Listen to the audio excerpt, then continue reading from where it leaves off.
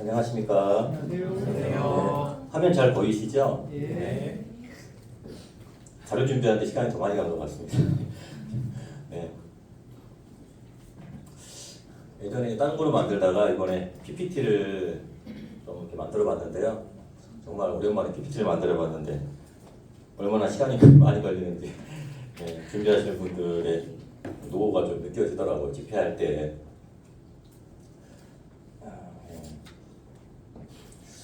지난주에 이렇게 집회하고 이어서 제가 계속 성막을 다루고 있는데요. 성막 잠깐 멈추고 지난주에 이어서 이제 구원의 말씀들로 모든 이제 포커싱 된 거는 구원이지만 집회 이어서 말씀 한번 나오면 좋겠다 싶은 마음이 들어서 이어서 좀 준비를 해봤습니다. 그리고 그 전주에는 저희가 그 장로 모임이 남사에 있어서 2주간의 하나님 은혜 가운데서 잘 이루어졌는데요. 잠깐 이제 지나간 일들을 좀 회상을 해보면 장로 집회를 전 처음 이제 접하고 보다 보니까 어려움들은 이제 마음에 저는 별로 하는 건 없었죠. 하는 게 없었고 먹기밖에 안 했는데 찬양도 했거든요. 처음에 굉장히 이제 마음이 불편했었어요. 음식 준비하는 거라든가 또 특송하는 거라든가. 제가 이제 특송할 때 보면 특송 연습 거의 안 하잖아요. 보통 특송 연습 기본이 1시간 막 해야 되는데 저희는 1시간이 아니고 한 10분 부르고 이제 끝나는 거고. 또 이제 장로 모임 이제 하는데 너무 이제 뭐 막 준비를 많이 하시더라고요. 남사 모임이 아닌데 왜 이렇게 준비를 많이 하시지 하고 이제 막 하는데 굉장히 바쁘신 것 같더라고요. 그래서 좀 불편했어요 저는. 그래서 찬양도 그렇고 연습도 잘 안 하는데 왜 이렇게 어려운 곡을 골랐지? 곡을 딱 봤는데 보내주셔서 봤는데 파일 열어보니까 모르는 곡이에요. 와, 나하고 상관이 없겠다. 바로 이제 마음을 닫았습니다. 또 제가 이제 단톡방에 연습 많이 하셔야 되겠네요 그랬거든요. 연습도 잘 안 하는데 모르는 곡을 파트 나눠서 한다 그러니까 답이 안 나오더라고요. 이게 이제 저의 계산이죠. 왜냐하면 그동안 해왔던 게 있으니까 일을 할 때도 교회에서 뭘 할 때도 해왔던 그 경험이 있어서 마음에 안 받아들여지는 거예요. 불편한 거죠. 그러다가 이제 이 불편한 마음이 내 마음이 아닌데 왜 이런 마음이 생길까 하고 이제 그런 말들을 불편한 마음들을 이제 아내한테 얘기했었죠. 집에서 뭘 준비한다더라도 막 그래서 저는 이제 이게 아닌데 하면서 있다 보니까 마음이 너무 불편한 거예요. 내가 왜 이렇게 불편한가. 그리고 하루 이틀 이제 지나면서 이제 제 마음을 살피다 보니까 이게 선한 마음이 아닌 것이죠. 그래서 이제 마음을 좀 바꿨습니다. 마음을 내가 바꿔야 되겠다. 손님 대접하기를 잊지 말라라고 말씀하셨고, 외부인도 아니고 이제 각 모임에 장로님도 오시는데 손님 대접하는데 마음으로서 준비하는 게 맞겠구나. 물론 제가 준비한 건 아무것도 없습니다. 마음은 그렇게 바꿨고 또 찬양을 보니까 특성을 보니까 그때 굉장히 불편했는데 찬양이 너무 은혜로운 거예요. 가사가 하나님의 부르심에는 후회하심이 없네. 너무나 마음에 처음 볼 때는 전혀 아니었었는데 보니까 마음을 바꾸니까 말씀이 가사가 보이는 거예요. 그리고 너무나 은혜롭고 이 곡을 선곡하실 때도 이 마음으로 선곡을 했겠구나 싶은 마음이 들어서 이제 감사가 됩니다. 또 찬양을 하는데 하나님께서 에베소서를 통해서 뭐라고 말씀하시냐면 너는 가슴으로 노래하고 찬송할지니라 라고 말씀하시더라고요. 이제 그 말씀을 어떻게 받아들였냐면 내가 진짜 특송 그냥 안 하려고 했는데 얼떨결에 그냥 끌려가서 하고 있는데 가뜩이나 사람도 많은데 왜 불렀을까 하는데 이제 하면서 이제 감사가 되는 거예요. 내가 찬양할 수 있구나. 내가 노래를 부를 수 있구나. 내 소망이 하늘나라에 가서 제 저만의 소망입니다. 하늘나라에 가서 문지기를 하든 아니면 뭘 하든 간에 영원히 하나님을 찬양하는 그런 직분을 갖고 싶습니다. 지금의 이 세상에 하나님이 만드신 제 몸은 그렇게 아름다운 소리는 아니지만 천국에 가서는 하나님을 찬양하고 싶은 그런 소망이 있는데 여기서 이렇게 이 아름답고 이 은혜로운 찬양을 할 수 있어서 너무 감사했고 하나님께서 이제 가슴으로 노래하고 찬송하라라고 이제 말씀하셔서 보통 노래를 부르면 이렇게 이제 보통 두성이잖아요. 머리로 이제 많이 소리를 내는데 이번에는 음도 높은데 가슴으로 흉성으로 불러야 되겠다. 너무 좋더라고요. 하나님의 부르심에는 후회하심이 없네. 흉성 맞습니까? 너무 감사했습니다. 우선 목이 좀 더 편하더라고요. 네, 소리를 좀 내리니까. 그리고 이제 지난주 집회하면서 이제 작년에 했었는데 올해 집회하면서 집회한 다음에 이제 집에 가서 얘기는 거의 이제 안 했었어요. 오늘 말씀 어땠어? 하고 이제 끝났거든요. 근데 이번에 이제 이렇게 집회하면서 PPT 영상 있었죠. 잠깐 이제 보고 그거에 대해서 좀 잠깐 얘기를 했었는데 저희 가족끼리 그래서 반드시 PPT를 해야 되겠구나. 이거 하는 게 눈에 잘 들어오고 해서 PPT의 문제는 말씀을 나누려고 하는데 좀 분산이 돼요. 이거 보고 또 안에 있는 말을 해야 되다 보니까 그래서 이제 여러 가지 부족하지만 저를 보지 마시고 좀 말씀 위주로 하기 때문에 말씀을 보시면 또 유익한 시간이 되지 않을까. 그리고 작은 말씀, 짧은 말씀 한마디 한마디가 제 말이 아니고 말씀, 성경 말씀, 하나님의 말씀들이 우리 안에 들어오면 일을 하시기 시작합니다. 그 일을 어떻게 하냐면 그 말씀이 내가 그대로 받아들이면 그 말씀이 살아서 움직이는 것들을 느낄 수 있어요.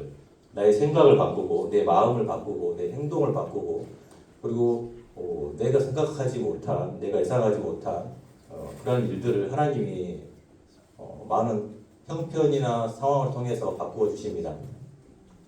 제 얼굴을 보는 거는 아마도 결혼할 때 제 얼굴만 봤다면 제 아내만 저를 보면 될 것 같고 그리고 그 외에 성도님들께서는 제 얼굴을 보지 마시고 그래서 안 치웠습니다. 보지 마시고 말씀만 보시면 좋을 것 같습니다. 지난주 집회 때 어떤 말씀이 있었냐면 삼성의 창업주죠 이병철 회장의 손편지 이렇게 처음 봤습니다. 이병철 회장은 나름 이제 유명한 사람인데요. 창업주라서 유명한 게 아니라 이제 경영에 대한 어떤 스킬이나 노하우에 대해서 많이 이제 벤치마킹 하고 있고요. 뭐 경영의 아버지 해서 이제 뭐 아시는 분들 아시겠지만 피터 드러프라는 유명한 사람이 있는데 국내에서는 이제 이병철 회장 이병철 회장님도 나름 있다라고 제가 생각을 해서 많이 좀 그런 것들을 노하우들을 좀 캐치하려고 하고 있고 그러는데 그래서 이제 그분이 어떤 분이냐면 제가 볼 때는 그래요. 이 사람이 신앙을 하지 않았고 하나님을 모르지만 거의 사람으로서는 경영에 대해서 또는 그런 깊은 어떤 내면의 세계에 대해서 거의 도의는 아니겠지만 도에 도달할 정도의 그러한 노하우를 가지고 있는 사람이다라고 이제 판단이 되거든요. 제가 요건 이제 제 회사 PC인데 회사 이제 업무 용어들을 가지고 있는 건데요. 저희 PC 나오나요? 이렇게 나오는군요.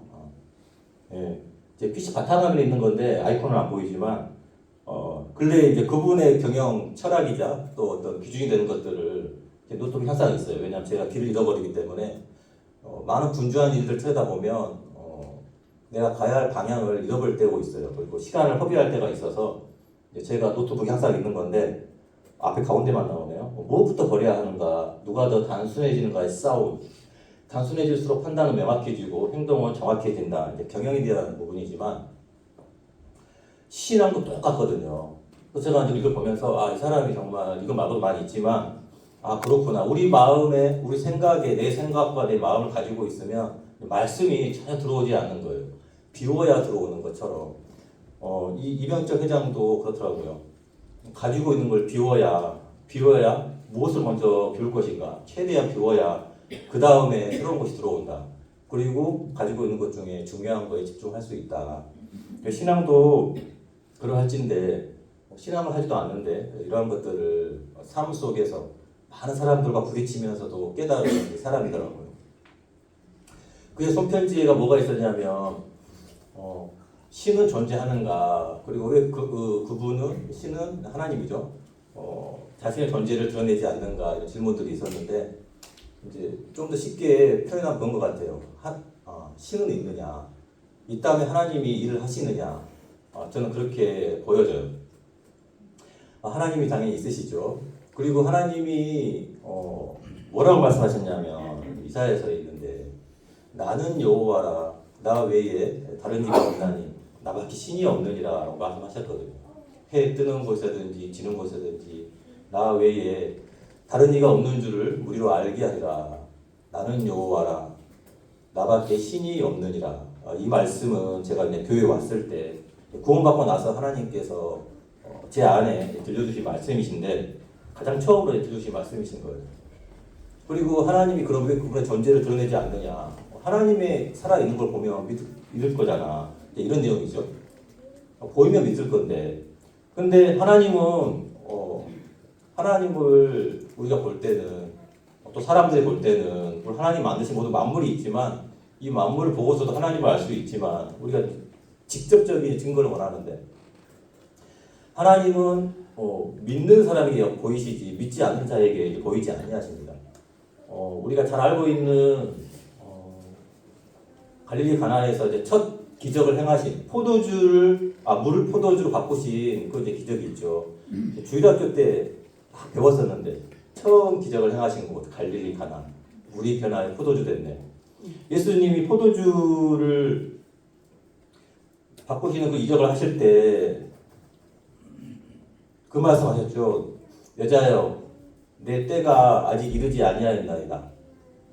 그 여자라는 말은 그 하대하는 말이 아니고 존칭인데 번역이 된 거예요. 하대한 표현이 아니고 내 때가 아직 이르지 아니하였다. 그 말은 뭐였습니까? 말씀을 받을 준비가 안 돼 있는 상황인 것이죠. 그래서 마리아가 그 말을 듣고 예수님한테 얘기한 게 아니고 하인들한테 예수님이 무슨 말씀하시든지 그대로 하라. 말씀을 그대로 받아들이라. 라고 했을 때 그때 역사가 이루어지고 일이 납니다. 하나님은 말씀을 믿는 자에게 역사하시지 믿지 않는 자에게 역사하지 않으시거든요. 그게 이제 구약부터 시작해서 신약에 이르기까지 그리고 우리 지금의 이 삶에 이르기까지 하나님의 역사가 믿는 자에게 역사하신다는 건 변함없는 진리이고 사실입니다. 그런 거를 볼 때 고 이병철 회장의 그 질문은 하나님을 받아들인 적이 없기 때문에 하나님의 존재를 느낄 수 없었다는 것이죠. 너무나 안타까운 사실입니다. 그래서 오늘 저희는 이 말씀을 통해서 또 믿음을 통해서 나타나신 하나님을 또 경험하고 또 그 경험하는 그 하나님이 어떠하신가를 오늘 함께 좀 나눌 수 있으면 좋을 것 같습니다. 그리고 어떻게 죄가 들어왔고 죄가 사해지고 하나님이 죄를 사하는 부분에 대해서도 좀 더 나누고 싶어서 좀 자료를 준비를 했습니다. 같이 좀 볼게요.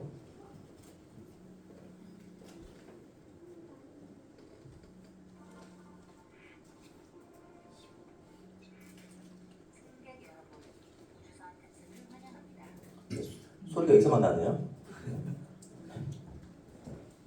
네, 우선 그냥 보겠습니다.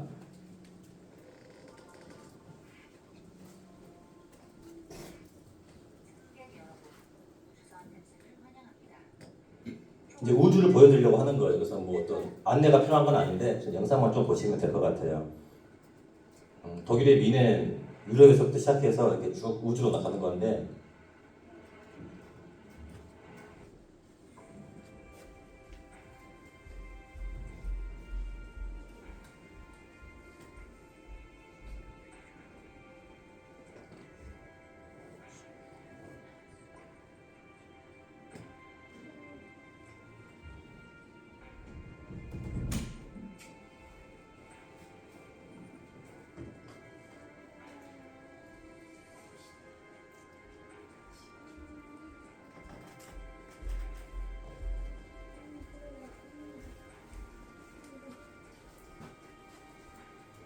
뒤에가 밝으면 불을 좀 뒤쪽에 끄셔도 될 것 같아요. 천장에. 여기 이제 보시면 녹색 푸르죠. 유럽일 것 같고요. 위쪽이 북반구고 앞쪽이 남반구니까 위쪽이 이제 북쪽인 거예요. 오른쪽 저기 위쪽에 구름 많은 쪽 있죠.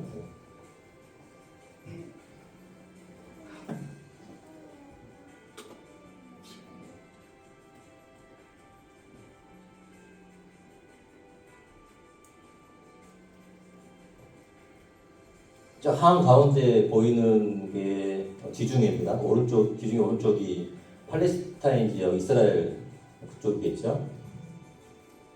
아래쪽 저 노란 부분이 이제 아프리카라고 보시면 될 것 같아요.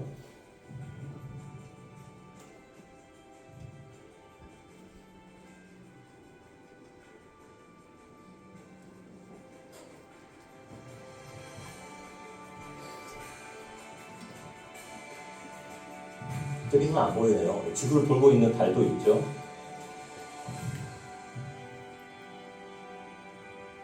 지구가 속한 곳이 이제 태양계입니다. 태양을 중심으로 제가 돌고 있잖아요. 지구도 수금지와 천의 목 갑자기 헷갈리네요.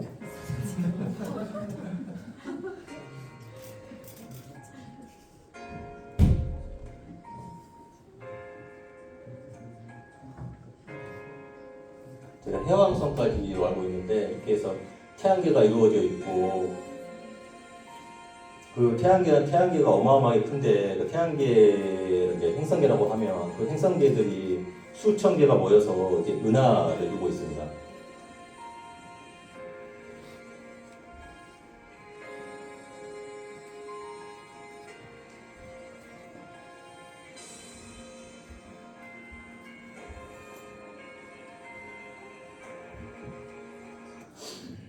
네, 우선 거기까지 보겠습니다.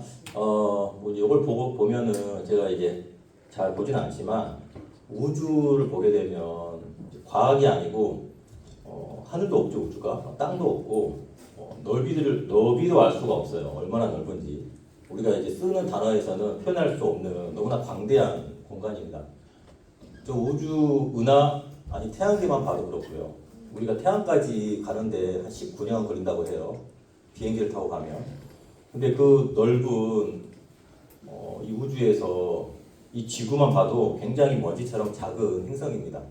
이 먼지처럼 작은 행성에서도 제가 지구를 보면 어마어마하게 크잖아요. 저는 여기 한국 땅을 떠나본 적이 없습니다. 한국 땅도 굉장히 넓어요. 평생 다 못 가볼 것 같습니다. 그런데 이 넓은 땅에 이 지구도 굉장히 큰데 저기 지구를 보면 태양계를 보면 너무나 큰 것이죠. 이런 것들을 만드신 좀 놀라우신 하나님을 생각하면 어쩔 때는 두렵기도 하고 어쩔 때는 정말 경이롭기까지도 합니다. 이 모든 것을 만드신 분이 누구라고 말씀하시냐면 이제 하나님이라고 말씀하고 계시고 우리 이제 성경 66권 66개의 성경을 이제 한 권으로 저희 잘 묶어놔서 지금 보기 편하지만 66권의 첫 번째가 이제 이 말씀이거든요. 태초에 하나님이 천지를 창조하시니라. 창조하셨구나 라고 그렇게 무덤덤하게 받아들일 때도 있었지만 하나님이 천지를 창조했다. 그러면서 이제 이유로 계속 말씀하십니다. 하나님이 이르시되 예전 아마 번역에는 말씀하시되라고 했을 텐데 하나님이 이르시되 그대로 되리라. 그리고 모든 걸 다 만드셨을 때 하나님 보시기에 심히 좋았더라. 이제 말씀하시거든요. 하나님의 말씀의 능력이 그 말씀이 어떻게 이루어졌는가. 말씀대로 모든 생명이 만들어졌고 모든 환경들이 이제 만들어졌습니다. 그리고 제가 이제 성막을 보고 있는데 성막이 1445년이죠. BC 예수님 오시기 한 1500년 전에 이루어진 사건인데 그 사건에서도 봐도 그들이 가고 있는 곳 하나님이 이들을 인도하고 있는 곳이 예수님이신데 결국은 이 가나안 땅인데 젖과 꿀이 흐르는 땅이다 라고 이제 말씀하셨거든요. 하나님이 약속하신 것이 그 땅이 젖과 꿀이 흐르는 땅이다. 그리고 젖이 흐른다는 것은 가축이나 동물이 이제 풍요롭다는 거겠죠. 우유는 당연히 이제 소액에서 나는 거고 저희가 이제 산, 양, 유 그러죠. 염소의 젖, 양에서 젖을 짜게 되면 면, 양, 유 이러는데 그렇게 해서 젖이 풍요롭게 나오고 또 꿀이 지금은 저도 꿀을 종종 먹는데 굉장히 꿀을 좋아합니다. 떡에 찍으면 얼마나 맛있는지 모르는데 요즘에 꿀은 이제 꿀을 채취할 때 나무에 채취하면 목청이고 바위에 벌집에서 꿀을 채취하면 석청이고 지금은 이제 꿀 종류가 많아가지고 아카시아 꿀, 뭐 저희 집도 있는데 아카시아 꿀, 사과 꿀, 밤 꿀, 야생화 꿀, 요즘에는 설탕으로 인공적으로 만들어서 뭐 사양 꿀 이렇게 많죠. 근데 이제 꿀이 어디서 나왔느냐? 당연히 벌집에서 나왔겠죠. 뭐 그러면 뭐 젖이 어디서 나와? 당연히 우유는 뭐 이게 소에서 나오고. 근데 우리가 성경적으로 보면 어디서 나왔냐면 말씀으로 나온 거예요. 하나님이 말씀으로 만드신 거죠. 어떻게 만들었냐? 모든 물이 한 곳으로 모이고 묻이 드러나라. 그 묻은 땅은 이제 사람을 얘기하는 거거든요. 그래서 묻이 드러나라. 그리고 이제 하나님이 말씀을 하십니다. 거기에 씨 맺는 채소와 각기 열매 맺는 나무를 내라. 말씀이 땅에 이제 심겨진 거예요. 이제 말씀의 씨앗이 땅에 심겨지니까 거기에서 이제 씨가 싹이 나고 이제 줄기가 나고 잎이 나고 열매가 맺힌 것이죠. 그 열매가 이제 지금 우리가 보고 있는 열매들이고 채소들이고 꿀도 마찬가지고 젖도 마찬가지고 모든 것들이 말씀으로 심겨져서 말씀으로 이루어진 것입니다. 태초에 하나님이 천지를 창조하시면서 땅에 말씀으로 씨앗을 심으신 것이죠. 저녁이 되고 아침이 되니 셋째 날이니라. 하나님이 보시기에 좋았더라. 하나님이 하신 말씀대로 그대로 이루어졌다라고 이제 말씀하고 계십니다. 하나님께서 말씀하시기 전에 이제 그 전에 상태가 있어요. 우리가 구원받기 전에도 상태가 있는데 마음의 상태가 있는데 몸이 아픈 데가 없는데 치료를 받았다. 물에 빠진 적이 없는데 내가 건짐을 받았다. 그 말이 안 되죠. 구원을 받기 전에 내가 죄가 씻어지기 전에 내가 죄인이라는 것들을 이제 스스로 깨닫게 되어 있습니다. 어떻게 깨닫느냐면 말씀에 비춰보면 내가 어느 정도 악한 사람인지 내가 말씀을 통해서 어떤 죄인인지를 이제 알게 돼요. 제가 성막을 볼 때 성막의 주변이 하얀 세마포장으로 되어 있습니다. 세마포장 앞에 나오면 그동안 잘 몰랐던 내 옷에 묻은 추한 광야 40년 길의 추하게 묻어있던 모습들을 세마포장을 통해서 볼 수 있게 되는 것처럼 말씀을 통해서 이제 비치게 되어 있어요.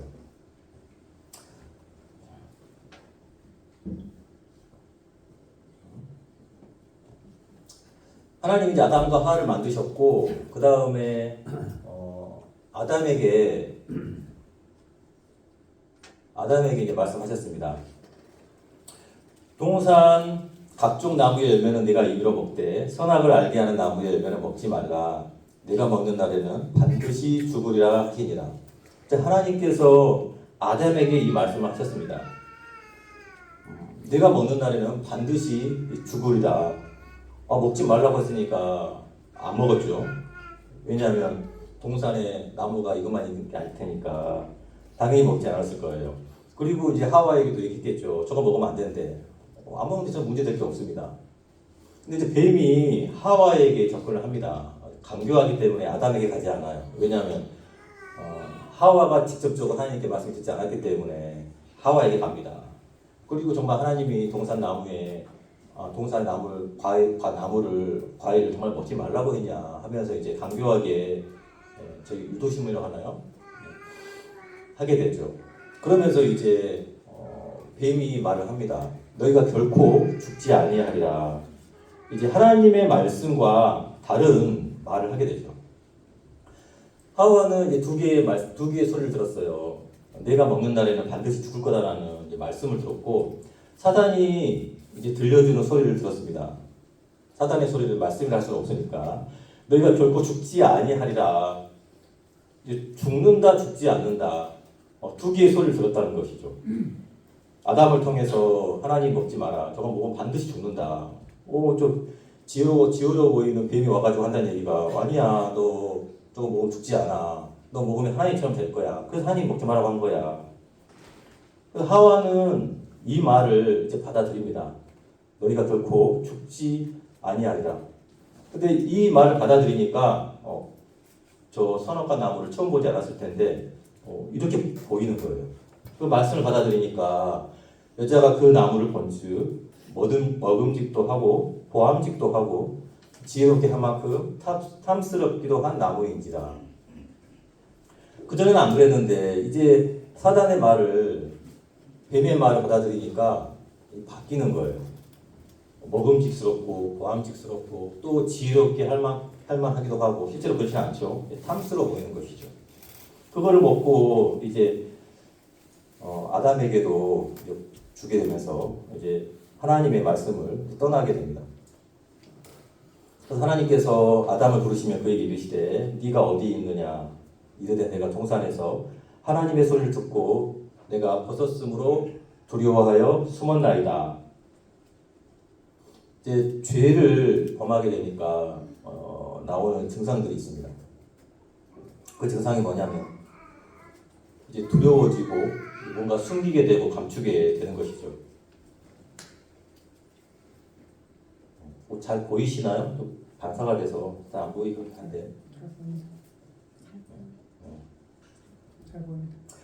이 죄를 범하고 하나님을 떠나게 되면 어떤 상태가 되냐면, 제가 이제 구원받고 나서 또 하나님을 이제 마음에서 떠나보니까 하나님이 태초에 천지를 창조하시기 전에 그 상태로 돌아갑니다. 하나님이 이제 빛이시기 때문에 하나님이 없을 때 마음의 상태가 어떻게 되냐면 땅이 혼돈하고 공허하며 흑암이 깊음이 있다라는 말씀처럼 마음이 그걸 이제 쉽게 표현하면 텅 비어 있는 거예요. 텅 비어 있는데 고요함이 아니죠. 텅 비어 있는데 아주 캄캄한 거예요. 아무것도 없어요. 아무것도 보이지 않고 살아 있는 것을 느낄 수가 없죠. 텅 비어 있는데 너무나 어두운 것입니다. 그게 땅이 혼돈하고 공허하며 흑암이 깊음이 있다라고 이제 표현하고 있습니다. 그 상태가 이제 되어지는 거죠. 근데 죄를 지은 것은 이제 시작은 이제 아담입니다.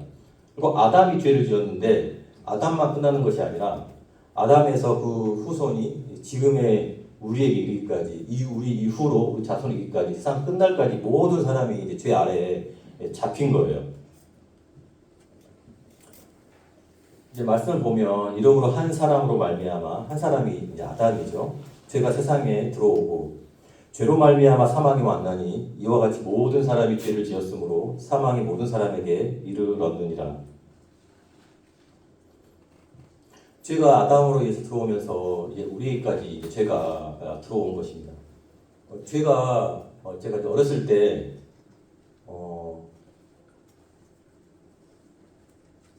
예쁜 이제 딸이 태어났어요. 그리고 하나님의 은혜로 이제 하나님께 내가 기쁨으로 받았다라는 간증과 함께 이제 희수라는 이름을 지었어요. 너무나 예쁘고 이제 사랑스러운 거죠. 막 이제 얼마나 예쁜지 이루 말할 수가 없었습니다. 이제 1살, 이제 말을 막 하기 시작할 때 2살이었나요? 네. 저희 교회도 귀염둥이들이 많은데 너무나 귀여운데 말을 아마 잘 못했던 걸 기억해요. 그러니까 아마 1~2살이었을 텐데 집에서 이제 아내가 과일을 깎아줍니다. 안 좋은 거 안 주죠. 좋은 과일, 이왕이면 뭐 유기농, 이왕이면 껍질 있는 거 당연히 깎아서 이제 주죠. 포도랑 사과랑 뭐 배 막 있었는데 재밌는 게 뭐냐면 이제 지금은 어쩔지 모르겠는데 그때는 굉장히 이제 저한테 잘 왔어요. 제가 2살짜리 발베개도 하고 부르면 막 귀여워오고 멀리서 막 목걸을 대면 귀여워서 부르면 저를 향해서 너무나 이제 귀여웠죠. 뭐 먹으려고 앞에 앉아갖고 거실에 이렇게 딱 테이블 놓고 과일을 엄마가 이제 딱 그릇에 올려주면 손으로 이제 어리니까 짚어가지고 막 이거 먹죠. 근데 먹으려고 할 때 하면 안 먹어요. 저를 줘요. 얼마나 사랑스러워요. 죄라는 거를 알지도 못할 때, 말도 못할 때니까 좋아 안 좋아 이것만 있었겠죠. 배고파란 말도 안 했을 것 같아요. 아마 그때는. 근데 하면 넣어주는 거예요. 그리고 또 먹으려고 했는데 제가 일부러 한 거예요 앞에서. 그러니까 한번 과일을 막 쳐다보다가 또 넣어준 거예요. 자기는 아직 한 번도 안 먹었거든요. 먹으려고 이제 막 좋아가지고 집어서 또 입에 넣으려고 그러는데 제가 또 그런 거예요. 3번 하니까 이제 분위기가 바뀌었어요. 그리고 저를 딱 쳐다보더니 다시 입에 싹 넣어준 거예요. 그 다음에 설마 하면서 또 집었어요. 그리고 제가 입에 씹다가 빨리 끼고 또 그랬어요. 그랬더니 바로 그거를 자기 입에 얼른 넣더라고요. 그걸 보면서 약간 웃기면서도 이제 좀 슬펐어요. 우프다 그러죠. 우리가 죄를 태어날 때부터 이제 죄인이라고 성경 말씀하고 있는데 죄가 무엇인지 잘못이 무엇인지 알려주지도 않은 그 나이에 이제 더 이상은 용납하지 않겠다는 거죠. 자기가 우선인 거예요. 자기 욕심이 있는 거예요. 먹고 싶은 욕심이. 이제 그런 걸 보면서 사람이 역시 날 때부터 어느 부모가 자식에게 죄를 가르쳐주고 나쁜 걸 가르쳐주겠습니까? 어느 자녀에게 욕을 가르치겠습니까? 근데 얼마나 잘해요, 욕. 요즘에 학생들 열라 졸라 막 이런 것들만 하잖아요. 욕으로 느끼지도 않아요. 욕이 아니고 그냥 평상시 대화처럼 쓰고 있죠. 예수님이 오셔서 마태복음 5장에 이제 말씀인데 산에 올라가셔가지고 이제 사람들에게 하신 말씀이 있어요. 예수님이 산에 올라가 앉으시니 무리들이 나아온지라 입을 열어 가르쳐 가라사대 이제 그 말씀이 있거든요. 심령이 가난한 자는 그 말씀 보게 쭉 말씀하셨는데 뒤에 가서 어떤 말씀이 있냐면 옛사람에게 말한 바 살인하지 말라. 살인하면 심판을 받으리라 하였다는 것을 너희가 들었으나 나는 너희에게 이르노니 형제에게 노하는 자마다 심판을 받게 되고 그 말씀이 있거든요. 처음에는 이 말씀이 고등학교 때 이 말씀을 볼 때는 무슨 말씀인지 이해를 못했어요. 살인한 사람이 심판을 받아. 그럴 수 있지. 맞아. 살인했으니까 심판 받아야지. 근데 화를 내는데 똑같이 심판을 받는다는 거예요. 노하는 자마다 심판을 받게 되고 라가라는 자는 공회에 잡히게 되고 라가는 이제 아람어로 욕이고요. 욕을 하면 이제 공회에 잡히고 공회는 이제 당시에 사내들인의 어떤 그 재판정이라고 보시면 되는데 그러니까 법적인 어떤 책임을 묻는다는 거예요. 적지 않은 일이죠. 그냥 욕 한마디 했는데 라가라는 말은 이제 요즘으로 보니까 이런 말이에요. 좋게 표현하면 이 가치 없는 사람, 가치 없는 놈. 우리 하는 말로는 이런 쓰잘데기 없는 놈, 이런 욕이죠. 이런 쓸모없는 놈, 이 욕인 거예요. 근데 욕 같지 않죠? 무가치한 사람, 막 종종 쓰는 말일 수도 있는데, 근데 이 말하면 이제 법적인 책임을 묻겠다는 거죠. 세 번째 또 뭐가 있었냐면 미련한 놈이라 하는 자는 주욕불에 들어가게 되리라. 이해가 안 가죠? 이 바보 같은 놈아, 이 말 했다고 지옥에 가야 되나? 굉장히 이제 그래서 모든 사람이 죄인이야 라는 물론 그 말씀이기도 하지만 근데 이 말씀이 무슨 말씀이냐면 살인하지 말라 했다 내가 들었으나 살인하면 심판을 받는다. 근데 화를 내도 심판을 받는다. 화를 내고 욕을 하고 살인하는 것 그게 어디서 왔냐면 그건 이제 행위인 거예요. 행위 눈에 보이는 행위. 근데 그게 어디서 왔냐면 죄의 씨앗에서 나온 것이죠. 그걸 말씀하신 거예요. 너희가 근본 죄인이다. 너희가 태어날 때부터 죄인이야. 죄를 짓지 않아서 죄인이야. 그런데 지금 짓고 있는 모든 죄가 근본 죄의 씨앗에서 시작됐기 때문에 죄를 범할 수밖에 없는 죄인인 것이다라고 말씀하시는 거예요. 그래서 씨와 열매라고 제가 써놨는데 열매는 씨가 결정을 합니다. 씨 안에 다 들어있어요.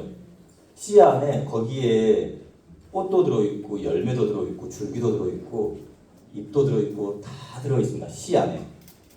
그러면 이제 열매는 씨가 결정하는데 사과나무에는 당연히 사과씨에서는 이제 사과 열매가 열리겠죠. 언젠가.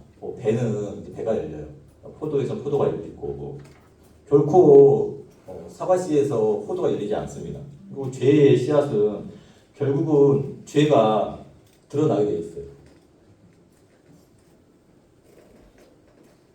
사람이 이제 씨로 말미암아 죄의 나무가 되었다고 하면 이제 우리가 보여주고 있는 예수님이 말씀하신 것처럼 노하는 자, 라가라 하는 자, 미련한 놈이라 하는 자, 또 모든 추하고 악한 모든 죄들이 그거는 죄의 열매입니다. 죄의 열매를 보고 죄인이라고 하지만 죄의 열매가 아니고 저 뿌리, 씨앗부터가 이미 죄에 속해 있었다는 것이죠. 첫사람 아담이 죄인이 되었기 때문에 이제 그 자손, 후손, 지금 모든 사람이 이제 죄인으로 태어난 것입니다. 그래서 이 세상의 모든 사람은 이제 죄인이다 하고 있는 거고요. 그러면 우리가 구원을 받든 안 받든 우리의 근본은 이제 죄인이겠습니까? 아니겠습니까? 당연히 죄인일 수밖에 없는 것이죠. 이것을 우리가 마음으로 표현한다고 하면 마음에 죄가 있냐 없냐 6가지 표현했지만 사실은 더 많을 겁니다. 수백 수천 개가 될 수 있어요. 의인은 죄가 마음에 눈곱만큼도 없는 사람을 얘기하는 거고, 죄인은 여긴 좀 많이 발라졌지만 검은색이 죄라고 한다면 눈에 안 보일 정도의 작은 티끌만큼 적은 죄가 있는 사람이 있을 것이고, 그 다음에 어느 정도는 좀 착한 구석이 있어 라고 하는 사람이 있을 거고, 정말 악으로 똘똘 뭉친 사람들 가끔 이제 매스컴에서 보죠, TV에서 보죠. 정말 악한 사람들이 있을 겁니다. 이렇게 시커먼.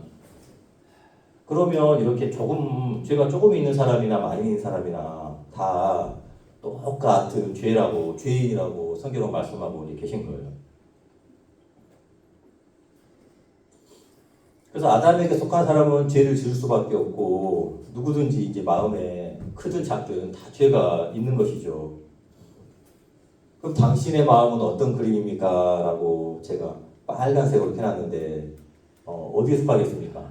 난 그래도 저 하얀색이 그래도 난 똥 빼면 뭐야 하면서 하얀색으로 선택할 사람은 아마 어떤 종교인지 없을 거예요. 우리가 죄인일 수밖에 없는 것은 계속 말씀드리지만 행위가 아니고 이미 안에 죄가 있기 때문에 죄의 열매로 나타나는 것입니다. 그래서 죄가 조금 있는 사람도 그리고 죄가 많이 있는 사람도 지옥에 가게 되어 있습니다. 그래서 천국은 의인만 가는 곳이기 때문에 죄가 정말 티끌만큼도 없는 사람이 천국을 갈 수 있는 것이죠. 지옥에 대해서 하고 계신 말씀들을 가져와 봤는데, 거기에서는 구더기도 죽지 않고 불도 꺼지지 아니하느니라, 사람마다 불로써 소금치듯 함을 받으리라 라고 이제 말씀을 가져온 내용들이고,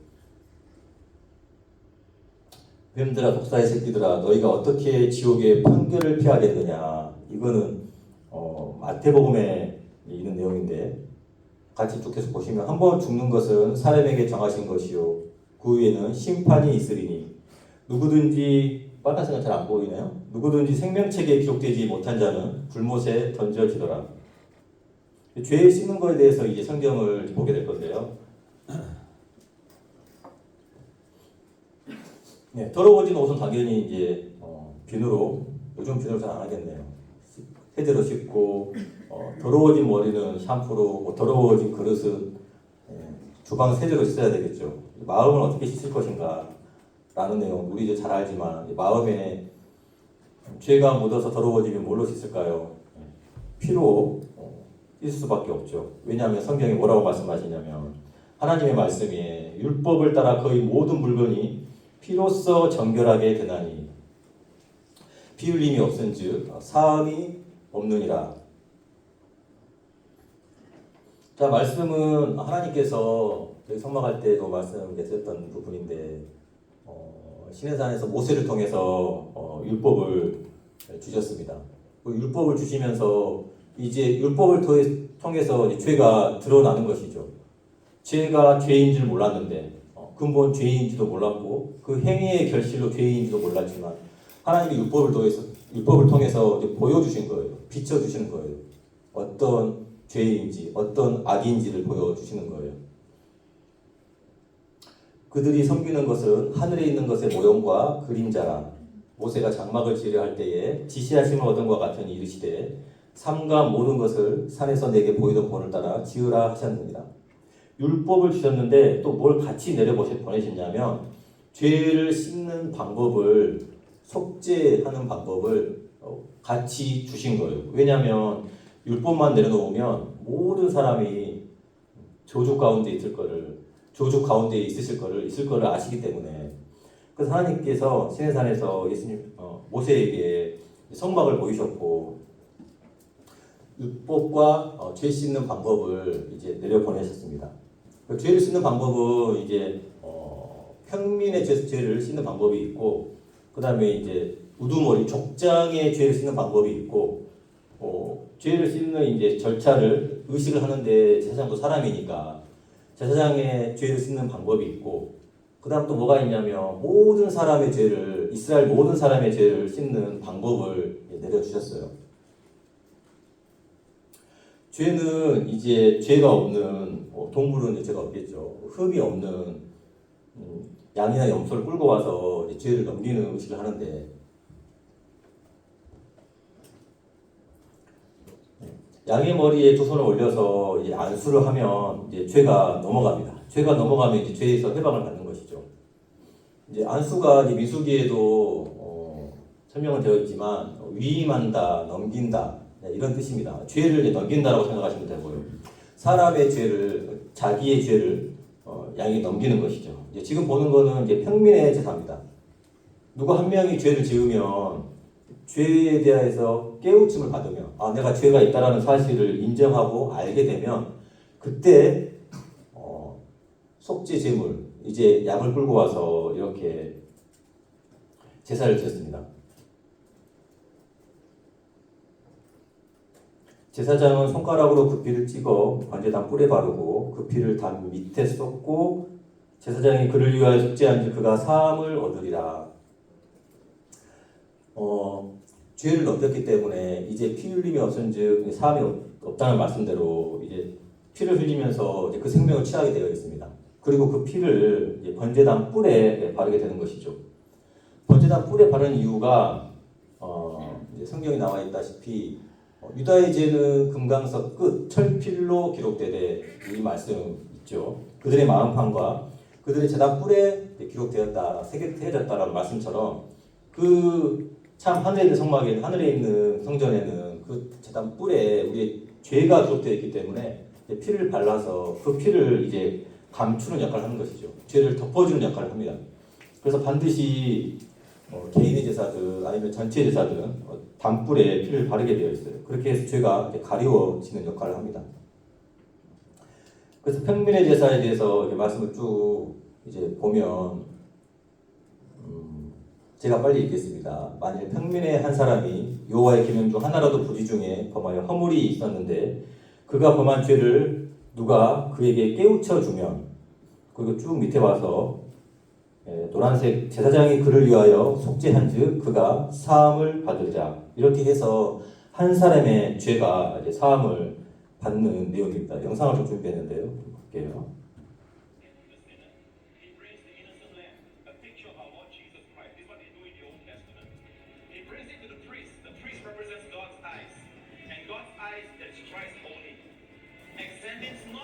네, 흠이 없는가 살펴야 되죠.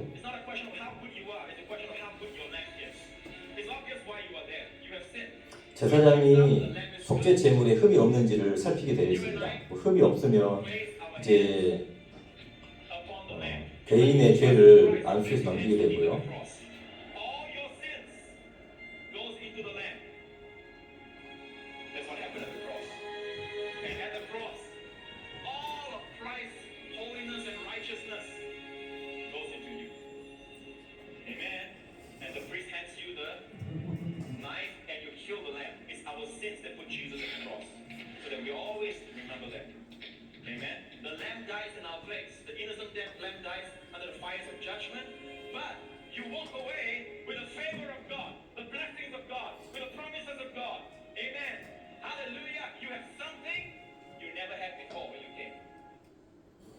네, 잘 보셨죠? 한 사람의 제사인데 이렇게 죄를 안수하고 죄를 넘겨서 양을 잡아서 이제 죄를 사하도록 하셨습니다. 이제 이건 평민의 제사인데요. 이건 반복적으로 죄를 범할 때마다 드려야 되는 이제 제사입니다. 반면에 대속죄일, 이스라엘 전체를 위한 제사가 있는데 대속죄일에 7월 10일이죠. 대속죄일에 이 한 번에 1년의 죄를 한 번에 이제 사는 제사가 있습니다.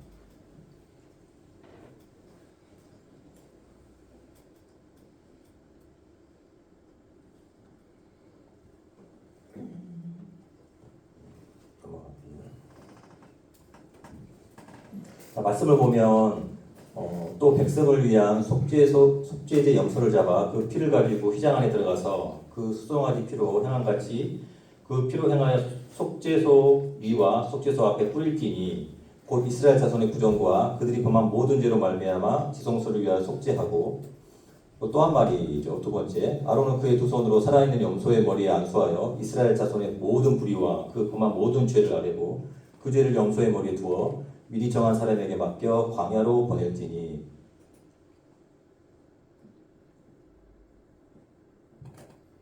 자, 염소 두 마리를 이제 대속죄일에는 모든 사람의 죄를 사하기 위해서 이제 한 마리가 아니라 두 마리를 가지고 옵니다. 두 마리를 가지고 와서 한 마리에게 먼저 이제 속죄 제물로 똑같이 안수를 해서 죄를 넘기는데, 이때는 개인의 죄가 있는 개인이 죄를 넘기는 것이 아니라 제사장이 대표로, 모든 백성의 대표로 한 사람이 이 죄를 넘깁니다. 대표성을 띠고 있죠. 그 모든 사람의 죄를 넘기게 되고 그 제물을 통해서 이제 죄가 속죄하는 제사를 드리게 하셨습니다.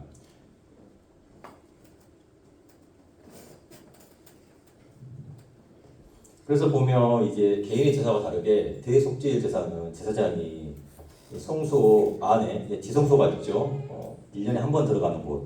이때 대속죄일에 한 번 들어가게 되어 있는데 이 안에 들어가서 여기 뚜껑이라고 표현하는 게 좀 더 이해하기 쉬울 텐데, 저 위에 뚜껑, 두 천사가 있는 저 그림 위쪽에 이제 뚜껑이죠. 뚜껑이라고 표현하지 않지만 속죄소라고 합니다. 성경에서. 죄가 사해지는 장소, 또 다른 말로는 시은좌라고 하죠. 시은좌 속죄소 같은 위치예요.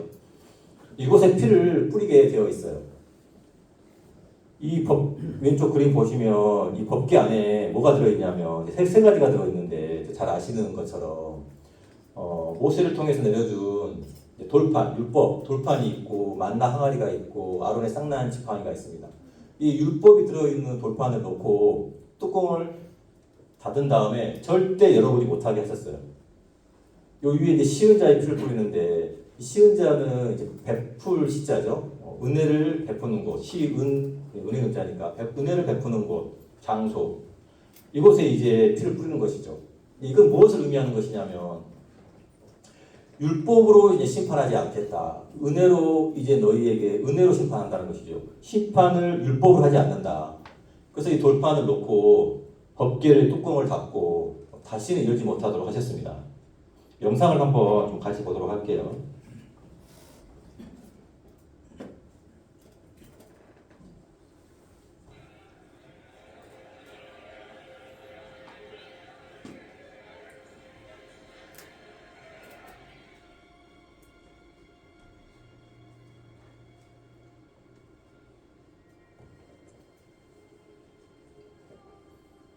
먼저 속죄 제물로 드릴 염소에게 순염소죠.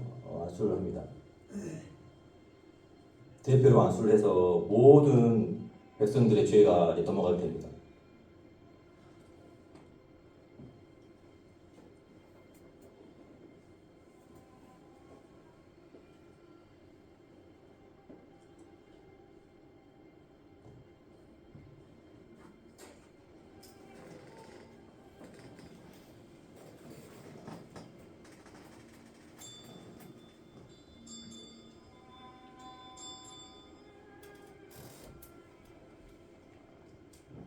그래서 모든 백성들의 죄가 사해진 것이죠.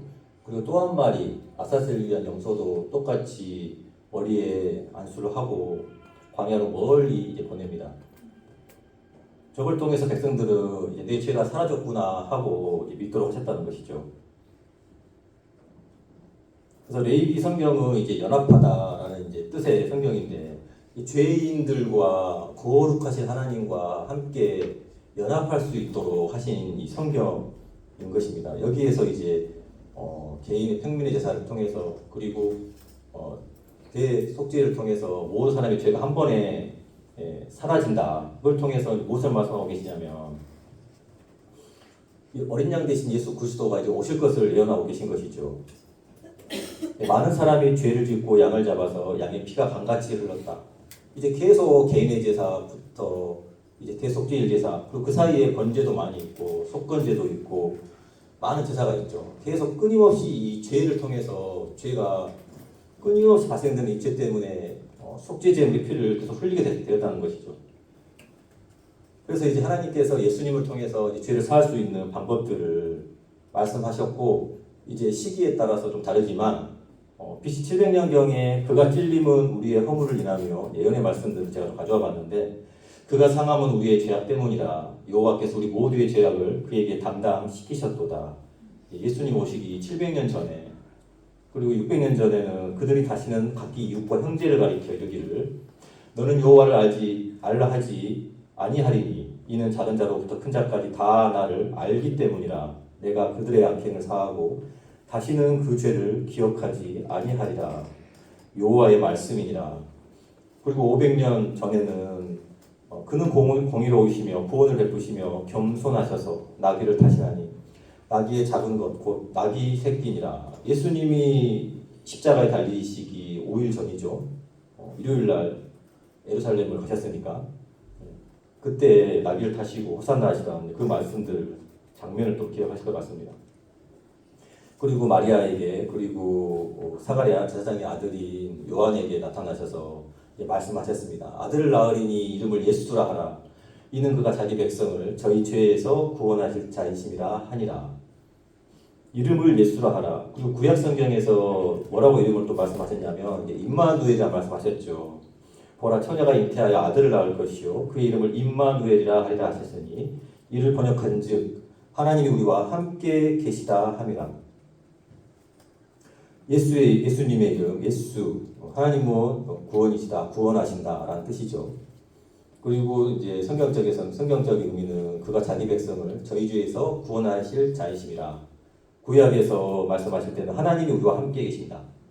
성막을 보면 하나님이 함께 하시기 위해서 만드신 성막 그리고 구원 죄에서부터 구원 죄를 사하는 제사를 통해서 하나님께서 구원의 약속을 하신 것입니다.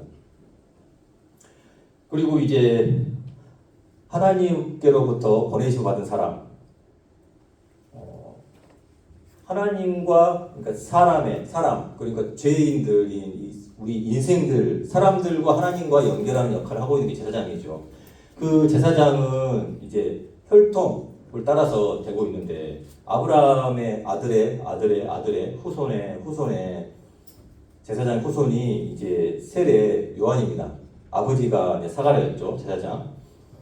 이제 요한이 와서 이제 제사장 역할을 하고 있습니다. 물론 선지자이면서 하나님께로부터 보내심을 받은 사람이 있으니 그의 이름은 요한이라. 그가 증언하러 왔으니 곧 빛에 대하여 증언하고 모든 사람이 자기로 말미암아 믿게 하려 함이라.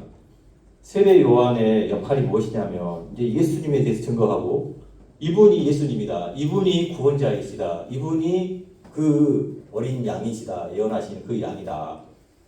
그리고 그분을 이제 이스라엘에게 그 분이신 것을, 양이신 것을, 빛이신 것을, 하나님의 아들이신 것을 드러내는 역할을 하기 위해서 왔습니다.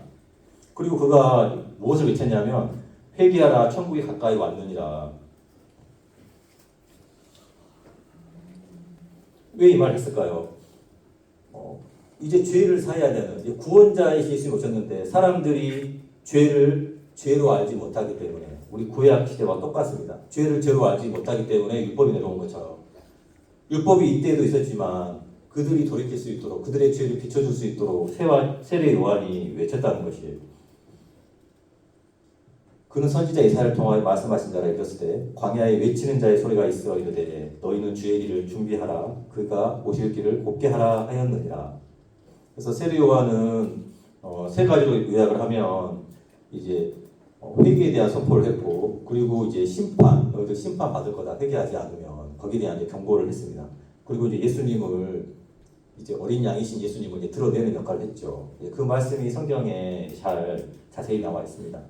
예수님이 이제 활동을 시작하실 때쯤에 30세 됐었죠. 요단강에 세례 요한 앞에 나왔습니다. 세례 요한이 그러죠. 내가 당신에게서 세례를 받아야 할 터인데 어떻게 당신이 내게로 오시나이까. 그때 예수님께서 뭐라고 하시냐면 예수께서 대답하여 이르시되 이제 허락하라. 우리가 이와 같이 하여 모든 의를 이루는 것이 합당하니라. 모든 의가 뭐냐면 모든 의 말 다른 그대로 하면 모든 사람에게 의롭게 되는 것입니다. 모든 사람이 되는 것이 물론 하나님의 계획이고 뜻이고 그리고 예수님께서는 이제 어린 양으로 오셨기 때문에 세상 사람들의 모든 죄를 이제 가져가셔야 되는 것이죠. 그래서 하나님께서 예수님을 통해서 속죄해야 되는 그 사역과 함께 3년 동안의 이제 그분의 공생의 기간에 대한 그분이 하나님의 아들, 이분이 하나님의 어린 양이시라는 것들을 이제 드러내야 할 필요성이 있는 것이죠. 그렇지 않다면 이분이 누군지 어떻게 알 수 있겠습니까? 나사렛의 작은 동네에 있던 분인데 저분이 메시아인지를 알 수가 없어요. 근데 세례 요한은 당시에 분봉왕이었던 헤롯 왕도 어떻게 할 수 없을 정도로 모든 사람들이 신뢰하는 선지자였습니다. 세례 요한의 그 거친 욕설이라고 하면 안 되겠죠. 거친 말이 헤롯 왕에게 창했어도 헤롯 왕도 세례 요한 함부로 죽이지 못했어요. 왜냐하면 모든 사람들이 세례 요한이 하나님의 선지자였기 때문에, 선지자라고 믿었기 때문에 그 세례 요한을 통해서 하나님께서 이제 예수님을 이제 드러내시는 것이죠. 그리고 이튿날 요한이 예수께서 자기에게 나오시는 보고 이르되, 예수님 보고 뭐라고 하냐면 세상 죄를 지고 가는 하나님의 어린 양이로다 라고 이제 말씀하시는 거예요. 세상 죄를 지고 가는, 여기 세상 죄가 뭐냐면 인류의 시작부터 인류의 끝까지가 이제 세상 죄입니다. 어떤 지역에 특정되지 않고 뭐 유럽이고 아메리카고 뭐 아시아고 한국이 아니고 일본이 아니고 모든 것이 다 포함됐습니다. 그리고 시간적으로도 그렇고요. 고대인지 중세인지 현대인지 그게 중요한 게 아니라 세상이 시작될 때부터 끝날 때까지, 지금 우리가 있는 게 현재라고 저렇게 저를 닮지 않았지만 저 위치에 저희가 있습니다. 우리가 이제 죽을 때까지 지금 모든 죄를 하나님께서 예수님을 통해서 이제 사하신 것이죠. 평민의 제사가 아니고 1년에 한 번 모든 사람 1년마다 지는 제사가 아니라 이제 영원한 제사를 죄가 없으신 예수 그리스도를 통해서 이제 사하신 것입니다. 그럼 예수님이 죄를 사하시는 분이시냐라는 것들을 성경에 통해서 말씀하고 계세요. 여러 일들을 했지만 여러 곳에 말씀드렸지만 이제 제가 이 말씀이 생각나서 가져왔는데 시간이 많이 지나서 우리 향유 욕합에 대한 찬양도 있지만 이 여자는 어떤 여자냐면 성경이 뭐라고 말하냐면 죄 많은 여자라고 얘기하고 있어요. 무슨 죄인지 모릅니다. 성경에 죄 많은 여자, 죄 많은 남자라고 표현 잘 안 하거든요. 죄 많은 여자라고 표현하는데 이 여자에게 바리새인 시몬의 집에 있었던 사건인데요. 이때 예수님이 뭐라고 하시냐면 여자에게 이르시되 네 죄 사함을 받았느니라. 어떻게 받았냐면 네 믿음이 너를 구원하였으니 평안히 가라. 너를 구원하신 것은 네 믿음이다 라고 말씀하시는 거예요. 무슨 믿음일까요? 예수님이 죄를 사해 줄 수 있는 분이라는 것을 마음에 받아들였다는 거예요. 갑자기 뜬금없이 아닙니다. 그 전에 예수님께서 행하신 것들이 있어요. 백부장에 대해서, 그리고 과부에 대해서, 과부의 죽은 아들도 살리셨죠. 그 전에 행하셨던 것들이 있습니다. 그걸 보시면서 이 죄 많은 여인이 누가 전해주지 않았겠지만 깨달은 것이죠. 저분이 나의 구원자다. 죄 많은 내 죄를 사해줄 수 있는 분이시다. 죄 많은 여인인지 이 바리새인들이 다 알고 있어요. 그리고 예수님이 이 생각을 하고 있죠. 죄 많은 여인인 걸 예수님이 알았을 거야 라고 생각을 하죠. 모든 사람이 알고 있었기 때문에 이 여자는 바리새인 집에 들어올 수조차 없는 사람이에요. 그가 그 많은 것들을 그런 많은 시선들을, 그러한 부담들을 뚫고 들어온 것입니다. 왜냐하면 죄사함을 받기 위해서 자기의 죄가 비춰졌고 자기가 죄인 것을 깨닫고 있기 때문에. 좀 이제 빨리 하겠습니다. 그래서 구약에서는 제사장이 어린 양을 가지고 오면 어린 양을 살핍니다. 4일 동안 살펴요. 6월절에 어린 양을 4일 동안 10일날 가져와 14일날 저녁에 오후 3시 정도 잡으니까 그때까지 살핍니다. 짧게 보는 게 아니고 길게 봐요. 흠이 있는지 없는지. 흠이 있으면 안 돼요. 그리고 흠이 없을 때 14일날 어린 양을 잡아서 속죄 제물로 해서 죄를 사하는 제사를 드리는데, 예수님은 제사장의 역할을 하고 있는 게 세례 요한이죠. 제사장의 후손이니까. 그리고 예수님도 죄가 없으시지만 3년 동안 이제 공생의 기간이 있습니다. 3년 동안 죄를 지었습니까? 물론 그렇지만 죄가 없으신 분이라고 말씀하고 계시고 죄가 없으십니다. 그리고 마지막에 채찍질 당하고 잡히실 때도 죄가 없다라고 했죠. 그렇게 해서 속죄의 제물이 되신 것이에요. 그가 번역을 당하여 괴로울 때에도 그의 입을 열지 아니하였으며 마치 도수장으로 끌려가는 어린 양과 털 깎는 자 앞에서 잠잠한 양같이 그의 입을 열지 아니하였도다라고 이제 예언되어 있는데, 이 채찍질을 하는 거는 죄를 십자가에 못 박기 전에 사람의 기력을 체력을 다 빼놓기 위해서 채찍질을 합니다. 그래서 사람이 녹초가 되기까지 채찍질을 하고, 그리고 십자가에 못 박을 때 반항하지 못하도록 모든 기력을 다 빼는 것이죠. 그리고 이제 사람이 자기가 달린 십자가를 수치를 주는 것입니다. 모욕을 주는 것이죠. 네가 달린 십자가를, 네 형틀을 네가 짊어지고 가. 그렇게 해서 예수님께서는 이제 그 길을 가셨습니다. 그가 곤욕을 당하여 괴로울 때도 있겠죠. 네, 넘어가겠습니다. 그렇게 해서 십자가에 달리셨죠. 양이 십자가 달린 건 아니지만 양이 이제 그 성막 안에서 잡히던 것처럼 예수님도 십자가에 달리셔서 우리 이제 죄값을 치우신 것입니다. 성경을 보면 날 12시 제 6시라고 되어 있는데 저희 지금 시간하면 12시예요. 종으로 보시면 되니까.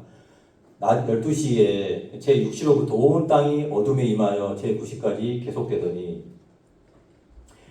예수님이 십자가에 6시간 정도 이제 달려 계셨는데 3시간이 지난 오후 낮 12시부터 어둠이 임했습니다. 하나님께서 하늘문을 닫으셨어요. 그것은 무엇을 의미하는 것이냐면, 예수님이 우리의 모든 죄값을 이제 짊어지셨다. 거기에 집중되어 있는 것입니다. 제 9시쯤에 예수께서 크게 소리질러 이르시되 엘리 엘리 라마 사박다니 하시니, 이는 곧 나의 하나님 어찌하여 나를 버리셨나이까 하는 뜻이라. 이것은 이제 뭐냐면, 하나님이 하늘문을 닫으셨기 때문에 온 땅이 어둠이 있지만 이제 하나님과 예수님이 이제 단절되신 거예요. 왜냐하면 예수님이 세상의 모든 죄를 지고 계시기 때문에, 하나님은 죄를 너무너무 싫어하시기 때문에, 죄를 용납할 수 없기 때문에 우리 모든 세상 죄를 지고 계신 예수님을 향해서 이제 닫아버리신 것입니다. 끊어지신 것이죠. 하나님의 진노가 그대로 예수님에게 임하신 것이고, 예수께서 신 포도주를 받으신 후에 이르시되 다 이루었다 하시고 머리를 숙이시니 영혼이 떠나가시니라. 다 이루신 것은 그동안 했던 그 모든 죄, 세상 사람의 모든 죄, 그리고 구약부터 또 창세부터 물론 약속하셨고 말씀하셨지만 아브라함에게 말씀하셨고 그 후손에게 말씀하셨고 그 언약의 말씀들을 다 이루으셨고 결국에는 우리 모든 죄를 사했다라고 이제 말씀하시면서 십자가에서 우리 죄값을 다 끝냈을 때의 여러 가지 어떤 사건들이 있었지만 가장 주목할 만한 것들이 이제 이겁니다. 성소 휘장이 위로부터 아래까지 찢어져 둘이 되니라. 누구도 함부로 들어갈 수 없었고 1년에 한 번 속죄 일에만 들어갈 수 있었고, 그것도 대제사장이, 그리고 본인을 죄를 정결케 하지 않는 한 들어갈 수도 없었던 곳인데 이제 누구나 들어갈 수 있도록, 왜냐하면 모든 사람의 죄가 사해졌기 때문에, 모든 사람의 죄가 깨끗해졌기 때문에 누구나 들어갈 수 있다라는 말씀이신 거죠. 하나님이 죄를 알지도 못하신 일을 우리를 대신하여 죄로 삼으신 것은 우리로 하여금 그 안에서 하나님의 의가 되게 하려 하심이라. 이 뜻을 쫓아 예수 그리스도의 몸을 단번에 들이심으로 말미암아 우리가 거룩함을 얻었노라. 저가 한 제물로 거룩하게 된 자들을 영원히 온전케 하셨느니라. 그리고 또 하신 말씀이 또 저희 죄와 저희 법을 내가 다시 기억지 아니하리라 하셨으니 이것을 사하셨은즉 다시 죄를 위하여 제사 드릴 것이 없느니라. 이제는 속죄 제사도 필요가 없는 것이죠. 죄 용서해달라 빌고 있는 그거는 속죄가 아닙니다. 그건 녹두리일 뿐이죠. 이미 죄가 사해졌기 때문에 또 죄를 사해달라고 아둥바둥 이렇게 하는 것은 그건 회개가 아닙니다. 회개라는 것은 마음의 방향을 바꾸는 것이기 때문에, 죄 용서로 비는 게 아니라 마음의 방향을 바꾸는 것이기 때문에, 우리가 살아가면서도 구원받은 이후에 살아가면서도 우리가 끊임없이 회개한다는 것은 죄를 빌어야 되는 것이 아니라 마음을 돌이켜서 다시 하나님 앞에 나아가서 하나님이 베푸시는, 하나님이 우리에게 너무나 잘 주시는 긍휼하심, 그 자비하심, 우리에게 베푸시는 은혜를 경험하고 맛보고 그 영구하게 은혜를 찬미하는, 그게 우리 구원받은 이후의 삶이라고 생각이 됩니다. 그래 이제 우리가 이 예수님께서 우리의 죄를 다 사셨는데 당신의 모든 죄가 십자가의 피로 다 씻어졌습니까? 이제 말씀을 받아들인다면 아멘이 되지 않을까요? 예수님이 하나님의 아들이기 때문에 양의 염소처럼 일회성이 아니고 영원한 속죄를 이루셨습니다. 예수님의 피로 당신의 모든 죄가 씻어진 사실을 믿습니까? 다 믿으실 수 있습니다. 이제 그렇다면 당신은 의인입니까? 죄인입니까? 이건 매우 심각한 질문이거든요. 그러면 앞으로 죄를 지어도 의인입니까? 앞으로 죄를 지어도 의인일 수밖에 없는 게 이 죄를 이미 다 사했기 때문인 것이죠. 구원이 어려운 것이 아니고 너무나 쉬운 것이 구원이고 지식이 필요 없고 무지하고 글자를 몰라도 구원받는데 전혀 하등의 문제가 없죠. 왜냐하면 너무나 쉬우고 구원의 길을 만드셨기 때문에. 어려운 구원의 길을 만드시지 않으셨습니다. 너무나 쉽게 그 구원의 길을 만드셨고 2000년 전에 예수님이 당신의 모든 죄를 영원히 씻은 것은 절대로 변하지 않습니다. 제가 마지막으로 예수님이 그 피로 당신의 모든 죄를 씻은 사실을 믿는 것이 바로 예수님과 하나님을 믿는 것입니다. 당신의 마음에 죄가 하나도 없이 하얗게 변했다면 당신은 의인입니다. 천국은 당연히 죄인이 가는 곳이 아니고 의인이 100% 깨끗한 의인만 갈 수 있습니다. 그래서 우리가 이제 죽으면 천국 어떻게 가냐? 예수님이 인도해 주신 거예요. 예수님이 어디에 계십니까? 하나님의 보좌 우편에 앉아 계신다고 말씀하고 계십니까? 의롭다 하시는 하나님이시니까요. 당연히 예수님이 그 옆에서, 예수님 보좌 옆에서 말씀하고 계십니다. 예수님이 손에 그리고 발에 옆구리의 창자국을 그대로 가지고 계세요. 부끄러운 것이 아니고 우리를 위해서 그 흔적을 가지고 계시고 그 흔적을 가지고 하나님 옆에 계십니다. 우리에게는 죄에 대한 심판이 있는 게 아닌 것이죠. 왜냐하면 우리가 의에 머물러 있기 때문에.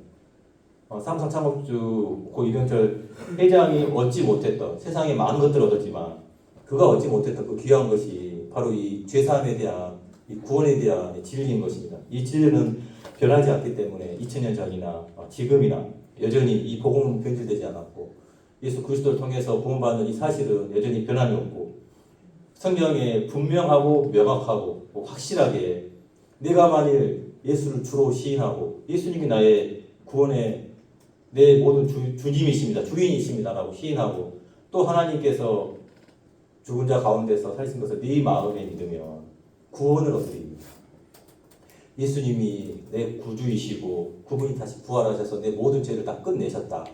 그리고 내가 다시 예수님 부활하신 것처럼 부활하실 거야 라고 하신 그 약속의 말씀을 마음에 믿으면 구원을 얻으리니 사람이 마음으로 믿어 의에 이르고 이 말씀을 잘 아시죠. 그래서 우리가 믿기만 하면 그렇게 되는 것은 정말 어려운 것이 아닙니다. 믿지 않는 것은 여전히 두 가지밖에 없어요. 내가 죄인이라는 것을 깨닫지 않았거나 또는 내가 열심히 해서 누구도 할 수 없었던 그 율법을 다 지켜서 나는 한번 지켜서 좀 가보겠다라는 것이죠. 그리고 하나님의 계획이 아닙니다. 하나님의 뜻과 계획은 하나님 안에서 믿음으로 안식하는 것이거든요. 안식일의 주인이신 예수 그리스도를 통해서 쉬면서 안식하면서 그분의 은혜 안에서 천국을 가는 것이 하나님의 뜻이고 하나님의 계획이고 또 앞으로 모든 삶 가운데서 우리에게 베푸신 하나님의 뜻이라고 믿어 의심치 않습니다. 시간 너무 많이 잡아먹었는데요. 여기까지 하고 말씀 전하는 거는 마치도록 하겠습니다. 제가 기도하고 마치겠습니다. 말씀은.